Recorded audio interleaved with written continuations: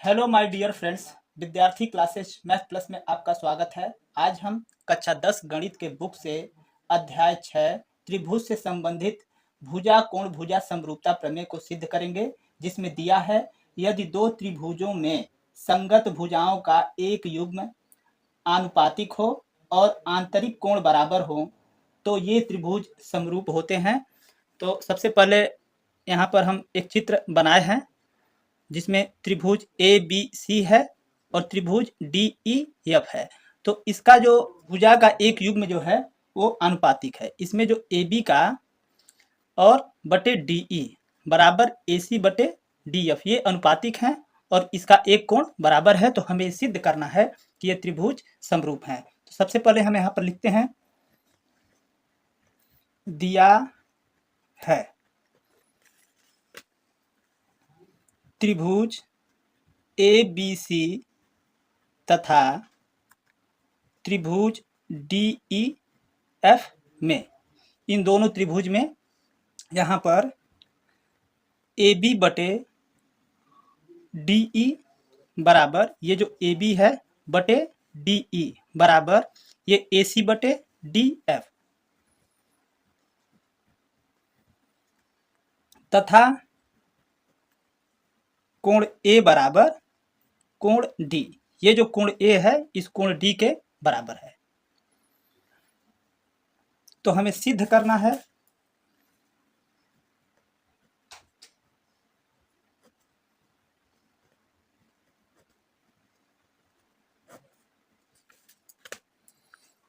त्रिभुज A B C समरूप त्रिभुज डी ई एफ, ये दोनों त्रिभुज क्या हैं, आपस में समरूप है।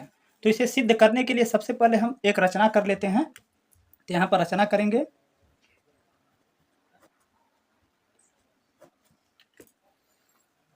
त्रिभुज डी ई एफ में, ये त्रिभुज जो डी ई एफ है इसमें भुजा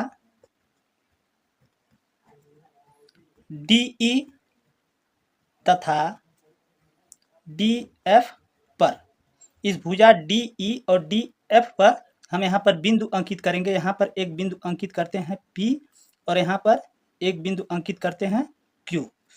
तो डी एफ पर बिंदु P और Q इस प्रकार अंकित किया कि ए बी बराबर डी पी तथा ए सी बराबर डी क्यू। हमें इस प्रकार अंकित करना है कि ये ए बी जो है इस डी पी के बराबर हो और ये ए सी जो है डी क्यू के बराबर हो। उसके बाद क्या करेंगे, और पी क्यू को मिलाया। इस पी और क्यू को हम मिला देंगे। अब यहाँ पर इसकी उपपत्ति करेंगे, लिखेंगे उपपत्ति। यहाँ पर लिखेंगे त्रिभुज ए बी सी तथा त्रिभुज डी पी क्यू में, यहाँ पर ये त्रिभुज ए बी सी है और त्रिभुज डी पी क्यू में, इसमें हम लिखेंगे ए बी बराबर डी पी, ये जो ए बी है ये डी पी के बराबर है, तथा ए सी बराबर डी क्यू, ये जो ए सी है ये डी क्यू के बराबर है। ये अभी को हमने रचना किया है, ए बी बराबर डी पी और ए सी बराबर डी क्यू। यहाँ पर लिख देंगे रचना से, और यहाँ पर कोण ए बराबर कोण डी, ये जो कोण ए है इस कोण डी के बराबर है, ये हमारा जो प्रश्न में दिया है। तो इसे लिखेंगे दिया है, इसलिए त्रिभुज ए बी सी सर्वांग सम त्रिभुज डी पी क्यू, ये दोनों त्रिभुज जो हैं ये आपस में सर्वांग सम, ये त्रिभुज ए बी सी और डी पी क्यू ये आपस में सर्वांग सम होंगे। किससे? यस ए यस प्रमेय से। आप लोग ये प्रमेय यस ए यस पढ़े होंगे, जिसे कहते हैं भुजा कोण भुजा प्रमेय। अगर दो त्रिभुज में दो भुजाएं आपस में बराबर हों और उनके बीच का एक कोण बराबर है तो दोनों त्रिभुज सर्वांग सम होंगे। इसे हम समीकरण 1 मान लेते हैं। अब यहां पर लिखेंगे ए बी बटे डी ई बराबर ए सी बटे डी एफ। ये क्या है? प्रश्न में दिया है। यहां पर देखिए ये प्रश्न में दिया है ए बी बटे डी ई बराबर ए सी बटे डी एफ। अब यहाँ पर ए बी के जगह पर, यहाँ देखिए ए बी के जगह पर हम डी पी रखेंगे और ए सी के जगह पर ये डी क्यू रखेंगे। तो यहाँ लिखें डी पी बटे डी ई बराबर डी क्यू बटे डी एफ। ये किससे हुआ है? रचना से। ये जो है हम रचना से मान लिए हैं। अब यहाँ पर इस चित्र में देखते हैं, इस त्रिभुज डी ई एफ में यहाँ पर ये डी पी बटे डी ई मिल गया और डी क्यू बटे डी एफ मिल गया। इसलिए ये पी क्यू जो है ई एफ के समांतर होगा आधारभूत आनुपातिक प्रमेय से। तो हम यहाँ पर लिख सकते हैं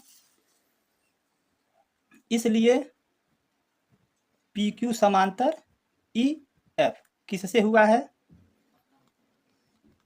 आधारभूत आनुपातिक प्रमेय से, जिसे हम थेल्स प्रमेय के नाम से जानते हैं, लेकिन यहाँ पे आधारभूत आनुपातिक प्रमेय यहाँ पर लिखेंगे के विलोम से, यहाँ पर विलोम से लिखेंगे। तो उससे हमारा ये क्या हो गया? पी क्यू ई एफ के समांतर हो गया। जब पी क्यू ई एफ के समांतर हो गया तो यहाँ पर ये जो कोण डी पी क्यू है ये वाला कोण और कोण ई, ये जो कोण ई बन रहा है, ये दोनों आपस में बराबर होंगे। और यहाँ पर ये कोण डी क्यू पी जो है ये वाला कोण, ये कोण एफ के बराबर होगा क्योंकि ये संगत कोण बन रहे हैं। तो यहाँ पे लिखेंगे इसलिए कोण डी पी क्यू बराबर कोण ई तथा कोण डी क्यू पी बराबर कोण एफ। ये क्यों बराबर हुआ है? क्योंकि ये संगत कोण है, संगत कोण है।